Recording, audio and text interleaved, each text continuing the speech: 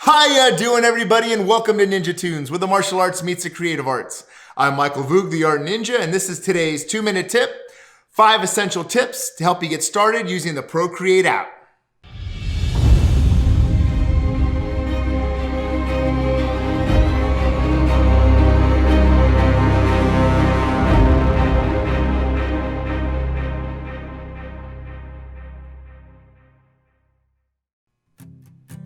So welcome back, guys, to another 2-minute tip Tuesday. Today we're going to be addressing a common question I get from some of my students that want to draw digitally. Okay? So everything that I draw here and you're seeing, I'm using the first generation of an iPad Pro using the first generation Apple Pencil. I have not upgraded my software or my equipment. Everything was first generation. Now the app that I use to do all my digital illustrations and teaching is the Procreate app. Now, since it's first come out, they've had a lot of upgrades to this app. Right now, it's only $10, and that's at the time of this recording. But today I'm gonna share with you 5 essential tricks or tips that you're gonna wanna use to get started on this app. Now, you'll find out later on the reason why I use this and why it's so powerful for not only my digital illustrations, but for my teaching in animation. So let's get started. Tip number 1, how to set up your canvas.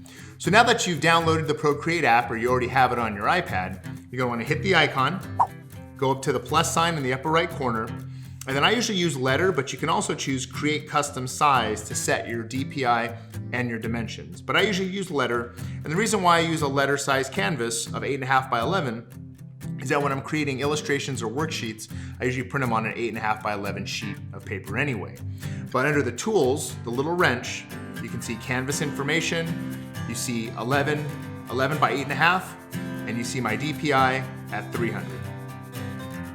So that's the first thing, setting up your canvas. You can have it twisted landscape or profile based on what you're gonna be drawing. Step number 2, what are you gonna draw with? You need your brushes. So go to your brushes icon in the upper right-hand corner, and all the brushes that I use come with Procreate. I didn't customize any of these brushes. So if you want to use the same brushes I'm using, this is where they are. The first one is your sketching brush. So I'll use a technical pencil, and if you tap on the technical pencil, you can customize it to your liking. But like I said, I just use the settings that it already has. I use my light blue color, and then off to the side here on the left, this is the size of the technical pencil. Okay, so if I draw a line, and then I slide the bar down, it gives you a thinner line. But I usually set it for sketching to the highest and also to the highest opacity. So you see in the lower left corner, you can set the opacity of how dark or how light you want it. So I have it on the highest setting on both when I do my sketches. Because all I'm doing is just a rough sketch of my drawing, and that's what I use for all of the art challenges as well. That's the first step. Now I just made all these scribbles on my paper. You go to your layers icon, and then when you tap on the layers, you see this button here, clear. Tap that, and it's all gone.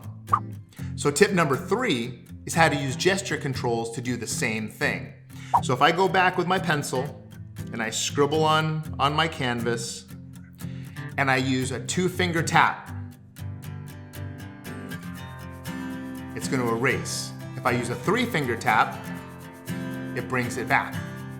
So 3 fingers brings it back, 2 fingers erases it 1 time. The double tap and the triple tap are some of the gesture controls that I use most often, and there's a ton more that we can talk about, but this is just the first 5 to get you started. We plan on doing more tutorials like this to get into more advanced gesture controls and advanced tips on Procreate, but again, this is just to help get you started. Number 4 is color. Now you can do the traditional fill in the color by sketching it, but there's also some really cool features that you can find in Procreate. So if you're going to create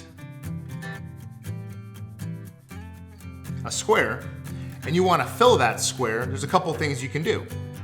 One is you can just tap the color, drag it over, and it fills it in. Now this is something that some of you may get frustrated with and ask, why isn't it working? So watch this. If you take your paint and you go to drag it in and it fills your whole screen, there's a reason for that. Let's do that again. And watch up top, see that blue line? That's your threshold, it's too high. So here's a simple fix for this problem. Go back, drag it in, and don't lift your stylus off the screen. Watch the color threshold, and if I slide it, see that? Slide the threshold. And you go down to the area where it fills in your shape and release your stylus. So that'll be a fix, because I'm sure you're probably gonna get frustrated with that tip. Why isn't it working for me? And that's probably the problem. Tip number 5, saving your artwork. So if you go to the tools icon and then go to share, it's gonna give you this menu of how you wanna save your file. So I'm gonna show you 2 different files that you can use to save that'll probably be helpful for you right now. The very first one is your normal JPEG file or PDF file. Okay, so you tap on that, you tap where you want to save it. So maybe you want to save it as an image, and it'll go into your photos on your iPad. The other one is PNG. So PNG is often used for transparent backgrounds. So to get this file to work right, go to your layers, remove the background, now go back to your tools, tap PNG, and then save your image, and it'll be in your photos with a transparent background. So hope you guys enjoyed this 2-minute tip Tuesday of 5 essential tips and tricks on how to use Procreate for beginners. If you did, make sure you strike that like button, and if you're not a subscriber yet, smash that subscribe button, and then let us know in the comments section below. What other tips and tricks do you want to know with this Procreate app? Until next time, guys, remember your ABCs.